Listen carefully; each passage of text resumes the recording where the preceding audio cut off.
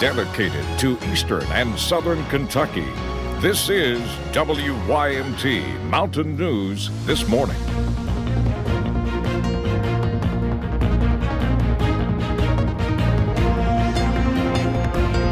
Good morning. It is 4:59 on Wednesday, June the 26th. I'm Will Puckett. Thank you for tuning in to Mountain News this morning.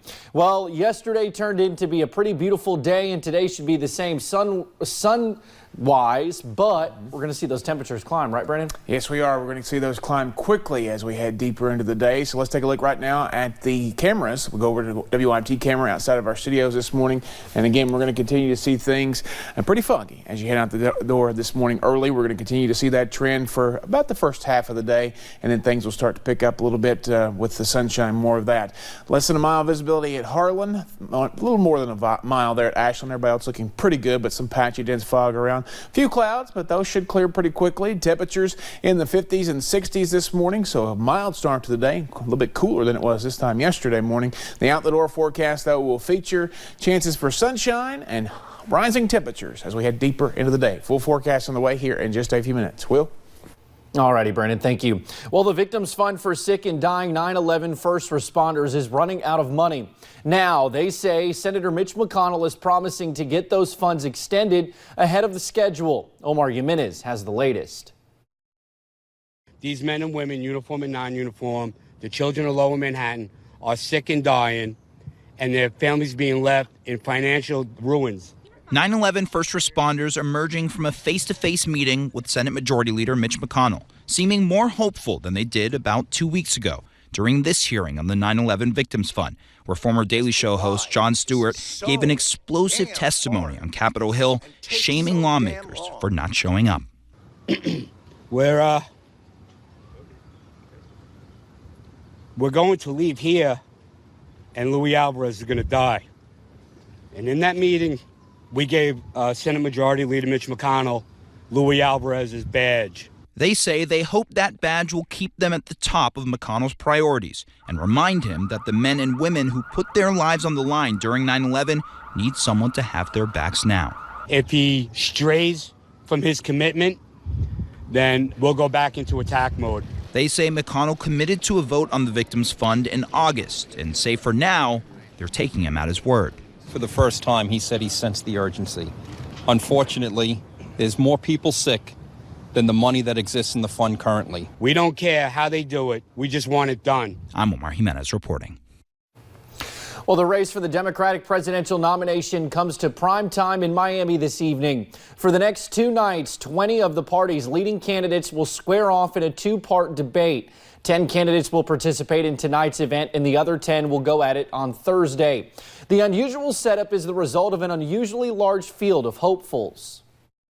The stage is going to be crowded. It's going to be about 10 candidates over 2 nights. So the opportunity for a candidate to break through is pretty slim. You're not going to get a lot of time.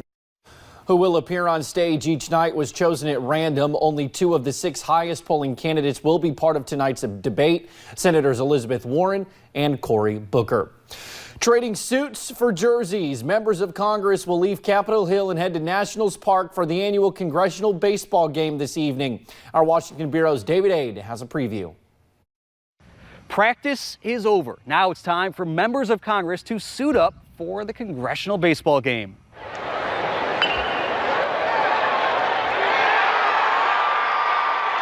The tradition started in 1909. Democrats versus Republicans for bragging rights on Capitol Hill.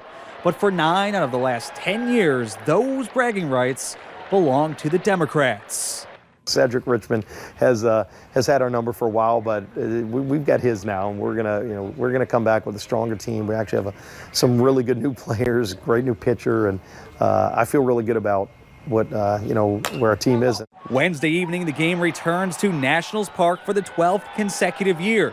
It raises money for charities in the D.C. area. In Washington, D.C., I'm David Aid.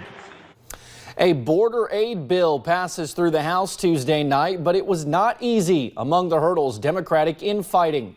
Despite the nod, the bill's fate is far from certain. A $4.5 billion decision from the House of Representatives earmarks financial aid for the crisis at the southern border. This bill does not fund the administration's failed mass detention policy. Instead, it funds effective, humane alternatives to detention that have a proven record of success. Representatives Alexandria Ocasio-Cortez and Ilhan Omar are among the 4 Democrats who voted against the bill, saying they don't want to fund agencies that carry out President Trump's policies.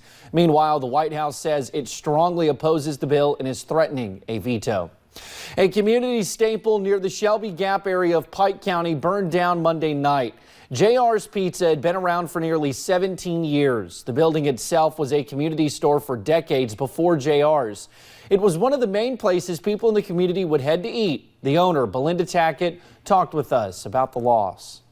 It's my livelihood, you know. I don't know where I'm going from here, but